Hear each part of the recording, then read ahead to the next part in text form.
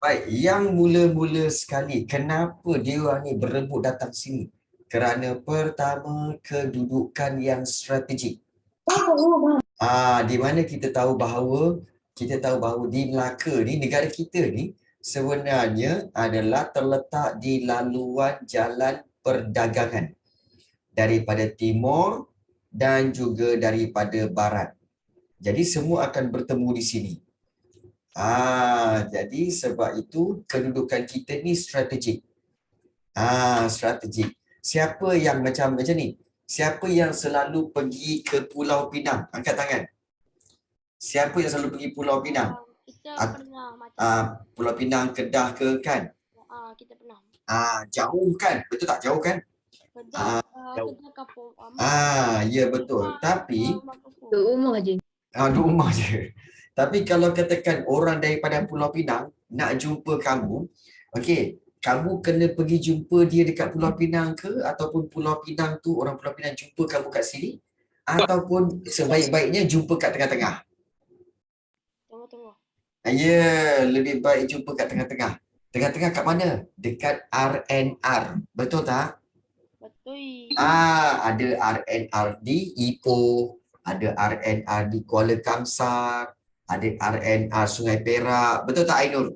Kan ada RNR tepi sungai tu kan? Yang ada Petronas apa semua tu kan? Jadi lebih senang untuk jumpa orang tu di tengah-tengah jalan. Supaya tak jauh, kedua-dua pihak tak jauh. Jadi itulah yang dipanggil sebagai RNR tu strategik. Terletak di laluan pertengahan jalan. Jadi itu yang kita tahu, itulah maksud kedudukan yang strategik. Jadi kalau Ainul Rizlin nak sikit, wah makan aja. Adik dia nak sikit. Okey. Okey, baik. So kita lihat. Okey. Je dah ambil. Okey, cikgu ambil. Okey, baik. Okey. Baik, so kita sambung. Yang kedua iaitu kekayaan hasil bumi. Okey. Sebab yang kedua, faktor yang kedua iaitu kekayaan hasil bumi dan sumber alam. Okey, ingat Hakam, contohnya Hakam kita tahu tanah Melayu ni memang kaya, betul kan? Mungkin negara kita ada emas, negara kita ada kayu balak, negara kita ada sagu, dan juga ada biji timah. Betul Sufar? Kita ada biji timah, kita ada sagu, betul? Betul. Jadi ini menyebabkan diorang nak kita beli barang. Diorang nak. Baik. Kemudian yang ketiga iaitu mereka ingin menyebarkan agama. Yang ketiga ni iaitu penyebaran agama. Agama apa cikgu?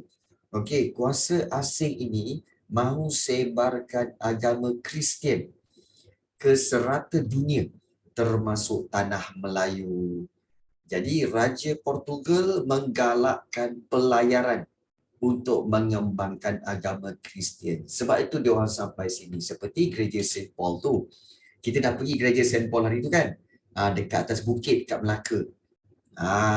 Dan yang keempat, kita ada tengok itu. Kenapa dia tak hanya bagi tahu agama dia lepas tu pergi terus? Kenapa dia tak bagi tahu dia orang lepas tu bagi terus? Kenapa orang yang menyebarkan Kristian tu bagi tahu je, lepas tu balik kat negara dia. Sebenarnya dia bukan saja bagi tahu, tapi dia nak paksa orang-orang tempatan untuk memeluk Islam. Memeluk Islam pula, memeluk Kristian. Dia paksa. Islam yang paksa, tapi Kristian. Okey, baik, tak apa. So itu dia punya matlamat. Yang keempat, matlamat keempat dia iaitu revolusi perindustrian. Maksudnya adalah satu revolusi perindustrian ni telah berlaku di Eropah, iaitu perkembangan, maknanya kemajuan kilang-kilang di sana. Dekat Eropah, dekat Eropah ada kilang buat besi keluli, ada buat kereta, kemudian ada mengetin makanan. Jadi okey, mereka dah buat secara kilang besar-besaran macam ni, nampak tak ni? Ini adalah kereta buatan mereka ya pada awal dulu. Ini kereta dia orang. Ada tayar, okey, kemudian ada juga besi enjin kat depan ni. Okey. Jadi kalau tayar, okey, kalau nak buat tayar perlukan apa? Getah, betul? Getah. Kemudian juga kalau bodi kereta dia tu dibuat daripada besi dan juga ada campuran biji timah. So ada campuran biji timah. So jadi masalahnya biji timah ni dengan getah ni dia nak ambil kat mana? Dia nak ambil di tanah Melayu. Sebab kedua-dua ni ada banyak di tanah Melayu. Sebab itu mereka nak menjajah tanah Melayu.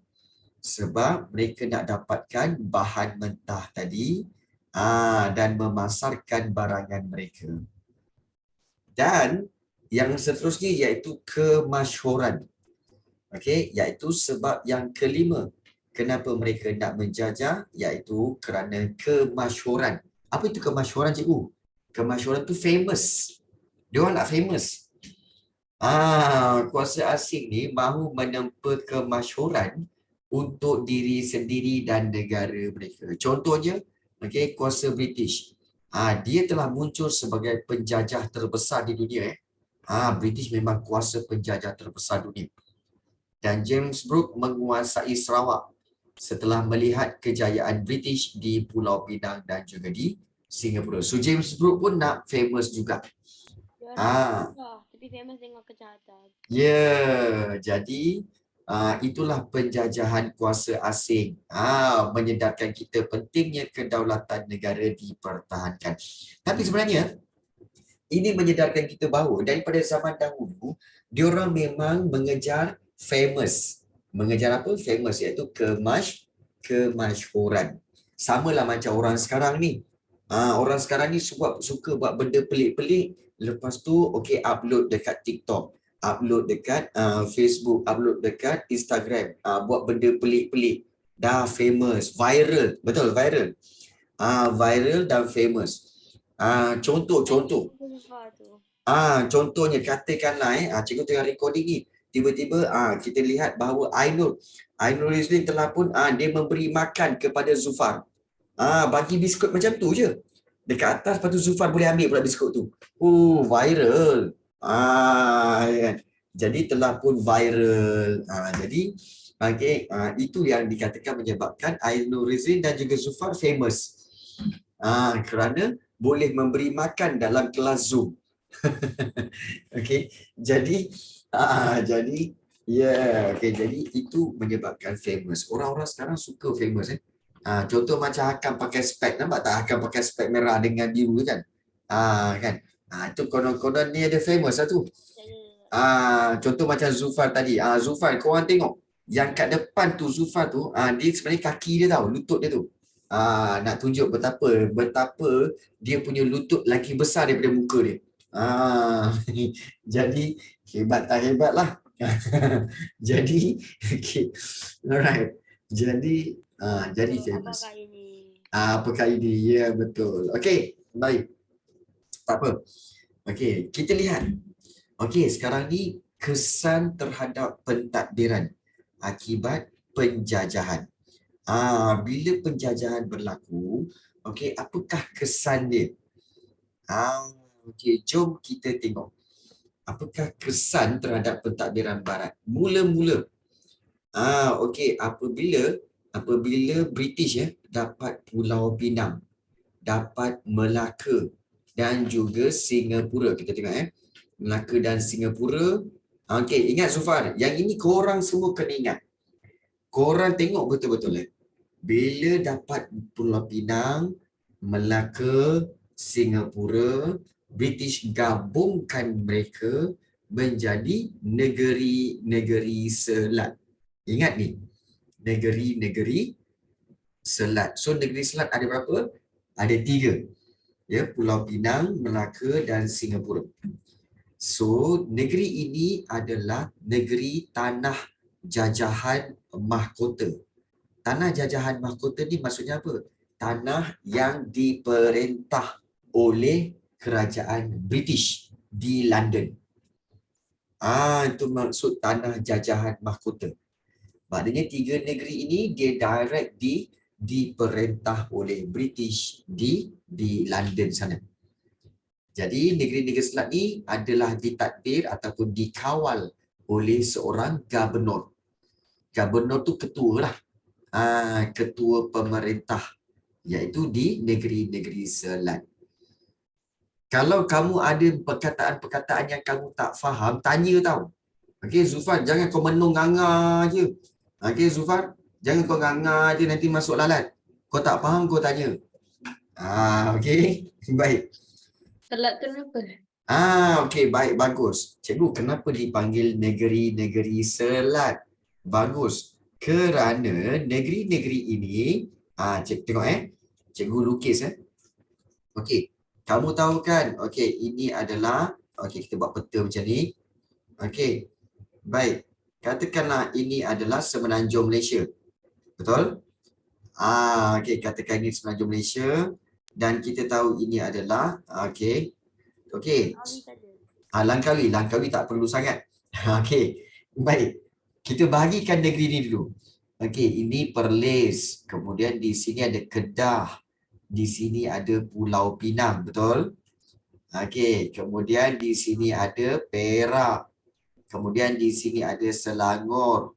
Kemudian di sini ada Negeri Sembilan. Di sini ada Melaka Kecil dan di sini ada Johor. Kemudian, okey, di sini ada Terengganu. Nampak Terengganu? Dan sini ada Pahang dan di atas ada Kelantan.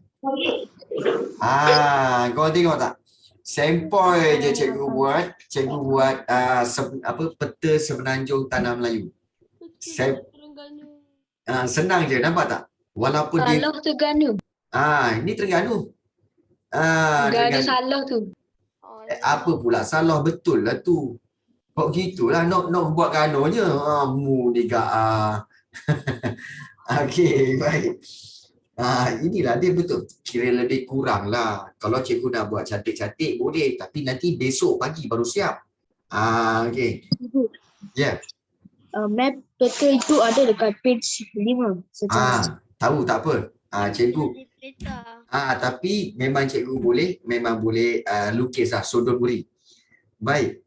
Kenapa dipanggil negeri-negeri selat? Korang tengok ini Pulau Pinang. Ini Pulau Pinang. Okey, kemudian di sini ada Melaka. Okey, dan di sini ada Singapura. Okey, baik, ada 3 negeri ni Ketiga-tiga negeri ini terletak di sebelah selat Melaka. Nampak tak? Jadi 3 negeri ini menjadi negeri-negeri selat, digabungkan menjadi NNS, negeri-negeri selat. Iaitu Pulau Pinang, Melaka dan juga Singapura. Boleh faham? Itu sebab dia kenapa dipanggil negeri-negeri selat. Terima kasih banyak Syafil. So don't worry. Memang cikgu boleh lukis dan juga cikgu faham tentang negeri-negeri selat ni. Terbaik Syafil.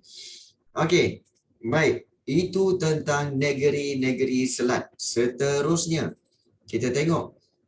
Yang seterusnya iaitu pada tahun 1841, sebelah kanan tu ya.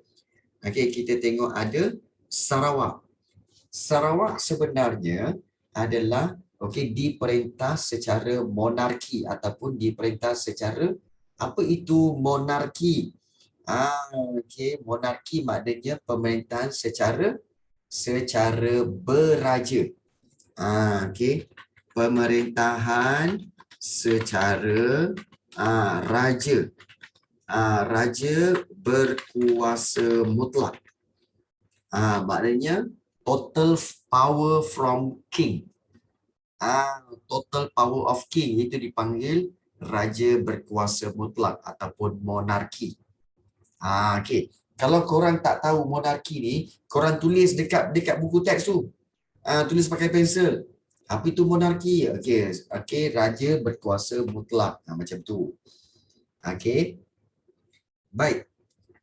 Pemerintahan Sarawak. Pemerintah Sarawak dikenali sebagai Raja Putih. Siapa dipanggil Raja Putih ni, cikgu? Ialah yang memerintah siapa? Iaitu Brooke kan? Bermula daripada James Brooke. James Brooke kan orang putih. James Brooke kan orang putih. Jadi sebab itu pemerintahan Sarawak dikenali sebagai Raja Putih ataupun James Brooke. Dan pentadbiran Sarawak dibahagikan kepada 5 bahagian yang ditadbir oleh Residen. Okey. Kemudian. Apa Syafin?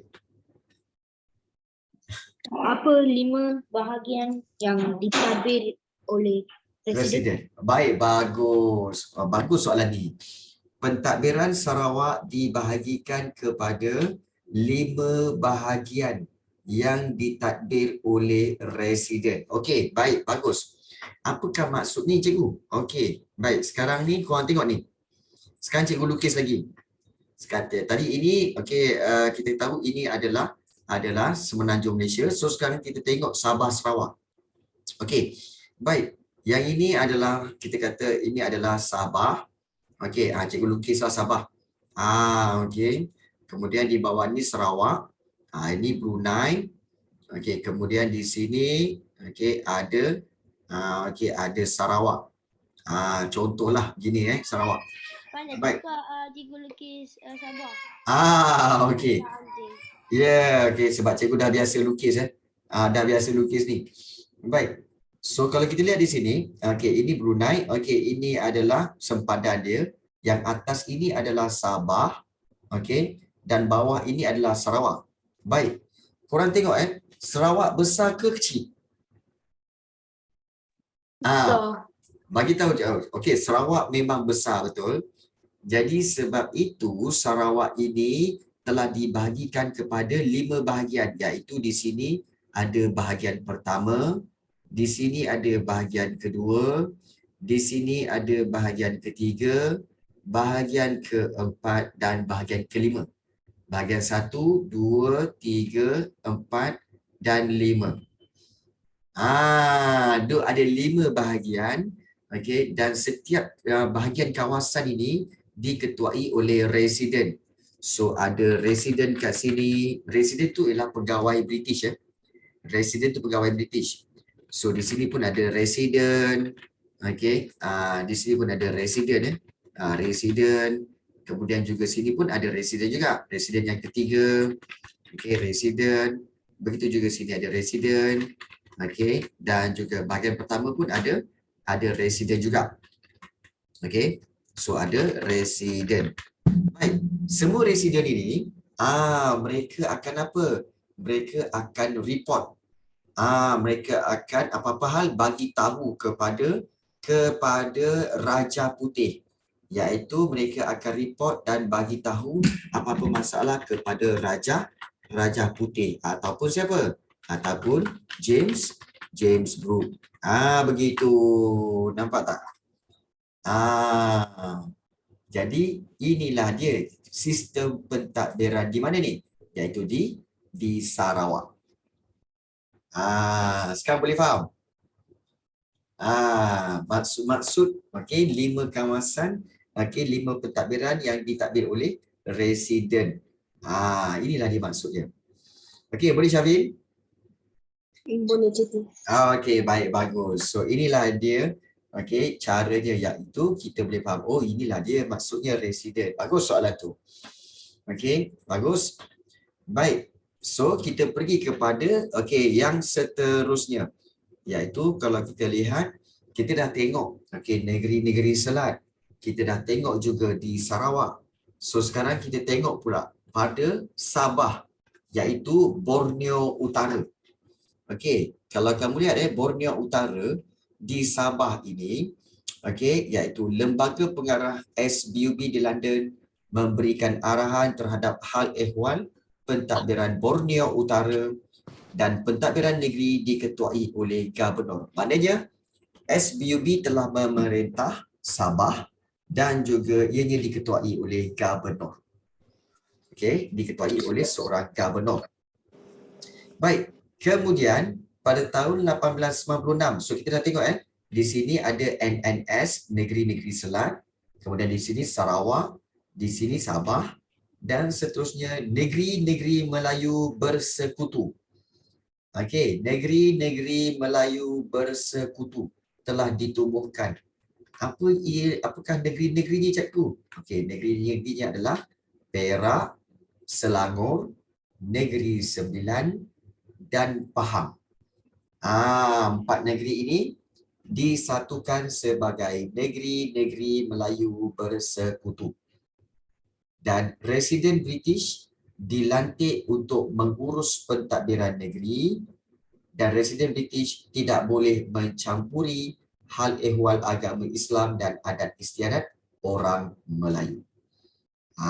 Jadi itulah negeri-negeri Melayu Bersekutu. Perak, Selangor. Korang kena ingat ya, negeri Melayu Bersekutu ada 4. Perak, Selangor, Negeri Sembilan dan juga Pahang. So dia ada 4 kat situ.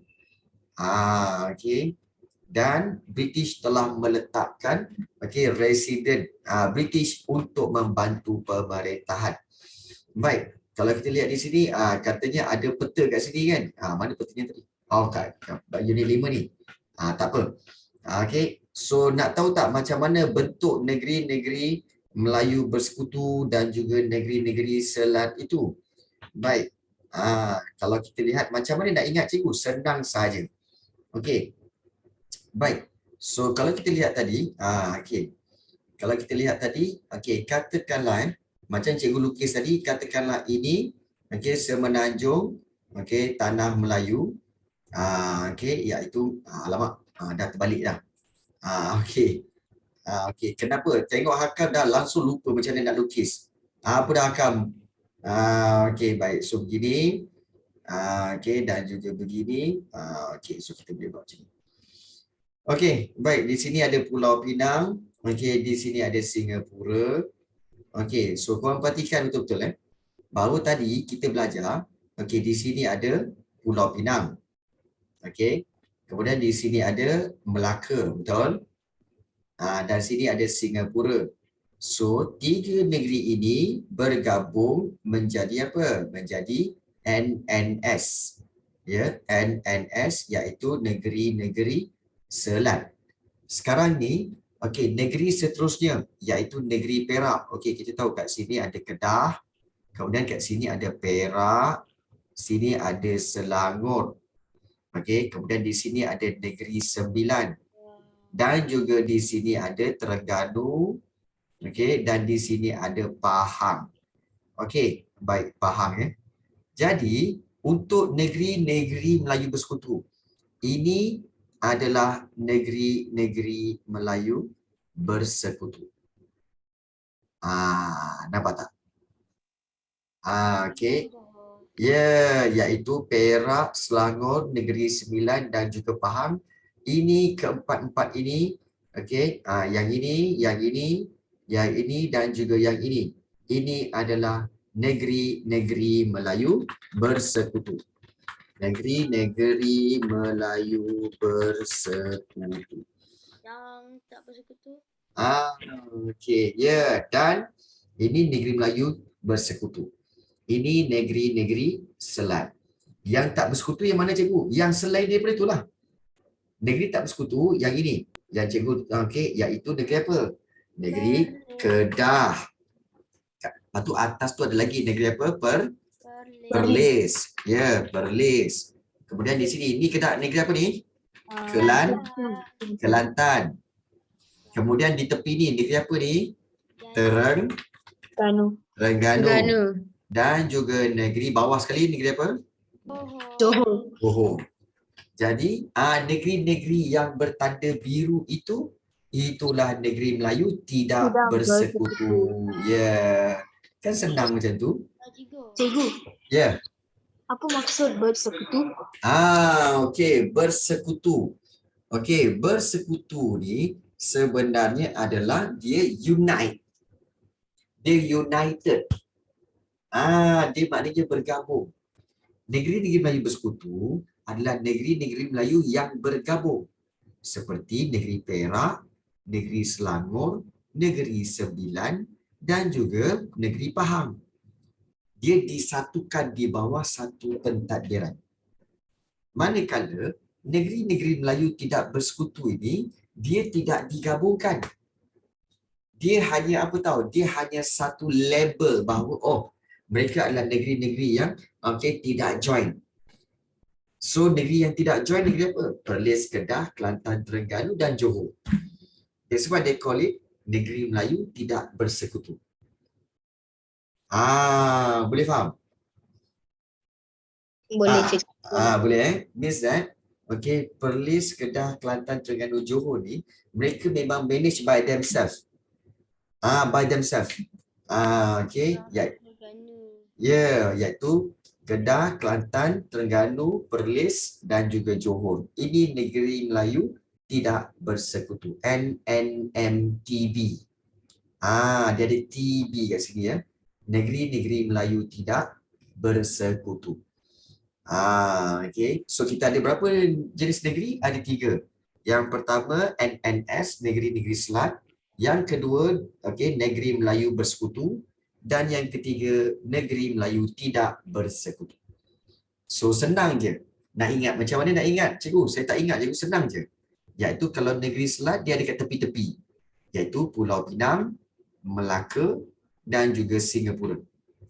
Kalau negeri-negeri Melayu bersekutu yang dekat tengah-tengah ni, iaitu Perak, Selangor, Negeri Sembilan dan Pahang. Kalau negeri Melayu tidak bersekutu, yang bukan negeri-negeri tadi. Yang dekat atas tu ada 2, Perlis, Kedah. Yang dekat pantai timur tu ada 2 lagi, Kelantan dan Terengganu. Dan bawah sekali, Johor. Total ada 5. Jadi begitulah bagaimana kita nak ingat negeri-negeri dan negeri-negeri selat, negeri Melayu bersekutu dan negeri Melayu tidak bersekutu. Itu cara dia. Okey. Baik, bagus soalan-soalan itu. Kalau kamu ada yang tak faham lagi boleh bertanya. Dan kalau kita lihat negeri Melayu yang terakhir iaitu negeri-negeri Melayu tidak bersekutu. Kedah, Kelantan, Perlis dan Terengganu dikenali sebagai negeri Melayu tidak bersekutu, dan pada tahun 1914 Johor turut dimasukkan dalam negeri Melayu tidak bersekutu. So penasihat British dilantik untuk membantu pentadbiran negeri. Baik. Korang tengok betul-betul apa perbezaan kedua-dua ini. Korang tengok betul-betul tengok benda ni. Iaitu kalau kita lihat negeri Melayu bersekutu, ada resident British. Korang tengok di sini. Ada resident British untuk mengurus pentadbiran negeri. Resident British mengurus pentadbiran negeri. Negeri apa? Negeri Melayu bersekutu. Tapi korang tengok negeri Melayu tidak bersekutu. Dia tak ada resident. Dia guna apa? Penasihat British. Nampak ni? Dia guna penasihat British. Itu beza dia. Itu beza dia. Negeri Melayu bersekutu ada guna resident British. Kalau negeri Melayu tidak bersekutu, guna penasihat British. Ada beza ke cikgu? Ya, ada beza. Penasihat British dilantik untuk membantu pentadbiran negeri tersebut. Membantu pentadbiran. Baik, negeri selat cikgu. Negeri selat dia tak ada resident, dia tak ada penasihat. Dia terus ditadbir oleh siapa? Oleh Gubernur. Nampak tak? Gubernur. Itu beza dia. Negeri-negeri selat, Gubernur. Negeri Melayu bersekutu, resident. Dan negeri Melayu tidak bersekutu, penasihat British. Ini perbezaan pentadbiran British di negara kita. Tetapi, tahukah anda ada persamaan, sedikit persamaan. Resident British dan penasihat British ni berperanan sebagai penasihat raja atau sultan. Maknanya dia bagi nasihat tau. Dia bagi nasihat macam mana? Okey, dia macam ni. Tuanku, Patik adalah resident British. Patik menasihatkan tuanku supaya kalau boleh ikutlah okey cadangan Patik ni, iaitu biarlah pungutan cukai ini diberikan kepada resident British. Okey tuanku, Patik nasihat je tau. Patik beri nasihat je. Tapi tuanku kena ambil. Kalau tak ambil siap tuanku. Tapi Patik nasihat je. Patik nasihat je ya. Tapi kalau tuanku tak nak ambil nasihat ni, siap tuanku. Kenalah nanti. Tapi Patik nasihat je. Agak-agak kamu tu nasihat ke apa? Macam mau seorang je. Ya, macam nak ugut je kan. Dia macam ni lah. Dia macam apa tau? Macam kamu, okey, kamu jurujual makanan, okey, dekat pelayan restoran, tiba-tiba kan orang datang. Kemudian kan kamu ambil pisau. Kemudian kamu cakap apa? Ya, nak order apa? Makan tom yum. Okey, tom yum lagi. Air. Air nak air apa? Siap pegang ni. Saya nak ambil order je ni. Tapi ada pisau. Nak order apa? Air. Cakap sekarang, cakap. Okey. Air. Okey. Air. Okey. Macamnya macam aja. Itulah pasal. Kita pun pelik. Ini ni nak ambil order ke nak ambil apa? Jadi macam itulah resident British ya. Resident British, penasihat British bila bagi nasihat, okey tuanku, okey Patik bagi nasihat ni supaya tuanku ambillah nasihat Patik. Kalau tak ambil siap nanti. Kalau tak ambil nasihat Patik ni, siap tuanku. Tapi Patik nasihat je. Patik nasihat je ya. Patik nasihat je. Kalau tak ambil siap tuanku. Patik nasihat je. Jadi kamu pun macam confused. Mana satu ni British ni? Nak nasihatkan ke nak ugut ni? Dia macam tu. Sebab itu sultan-sultan jadi pengugut. Jadi sebab itu sultan-sultan mereka terpaksa mengikut arahan British. Sebab dia macam ugut. Jadi kamu pun macam okey, macam apalah penasihat British ni. Macam itulah kan. Jadi itulah yang berlaku. Okey, bertugas sebagai penasihat British dan tanah jajahan mahkota. Okey, iaitu negeri Selat. Okey, negeri Selat ialah tanah jajahan mahkota diperintah secara langsung oleh kerajaan British. Apa itu tanah jajahan mahkota? Iaitu negeri Selat, NNS. Okey, iaitu Pulau Pinang, Melaka dan juga Singapura. Jadi itulah dia. Okey. Kesan terhadap pentadbiran, iaitu negeri-negeri Melayu telah digabung-gabungkan. Kan. Jadi kalau kita tengok British ni suka-suka hati je dia nak menggabung-gabungkan ya. Dia suka-suka hati je dia nak gabungkan. Nak gabungkan negeri itulah, nak gabungkan negeri inilah. Kan? Jadi okey, itu masalah. Aku suka nak tukar negeri ya. Ambil negeri sengaja ambil negeri UK. Gitulah dia. Betul? Okey. Baik. Seterusnya, itu daripada kesan pentadbiran. Kesan sosial dan ekonomi pula. Ini memang teruk lah. Kita tengok kita tahu sebenarnya British memang dia datang ke sini untuk mengeksploitasi kekayaan. Mengeksploitasi itu maknanya dia mengambil kesempatan sepenuhnya untuk mengambil kesempatan sepenuhnya hasil bumi dan sumber alam. Jadi kalau kita lihat di sini, kesan ekonomi akibat penjajahan, iaitu perkembangan industri perlombongan. British lah yang telah memperkenalkan industri perlombongan, iaitu melombong apa? Melombong biji timah di tanah Melayu, melombong emas di Sarawak dan melombong arang batu di Sabah. Nampak tak? Melombong tu maknanya apa? Mengeluarkan bahan-bahan mentah ini. Mengeluarkan.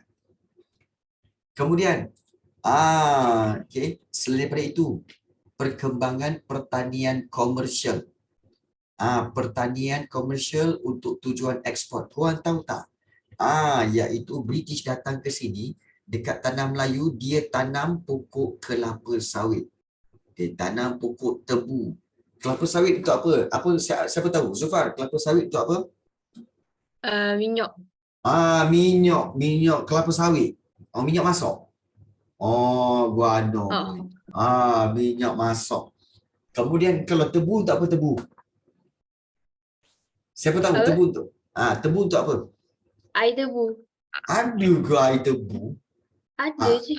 Memang ada. Takkanlah British ambil tebu untuk buat air tebu je. Mabuk dia nanti.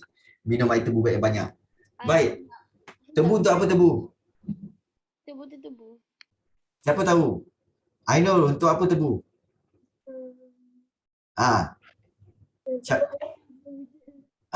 Okey. Ni. Pembuatan gula.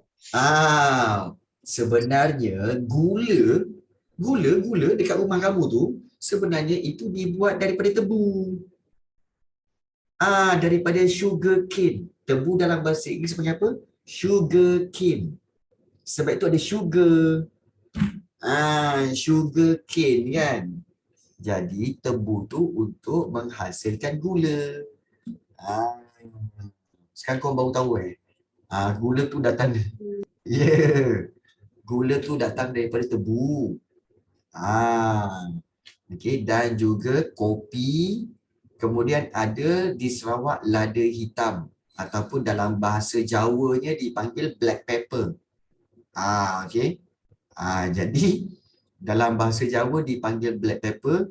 Okey, dalam bahasa Melayunya lada hitam.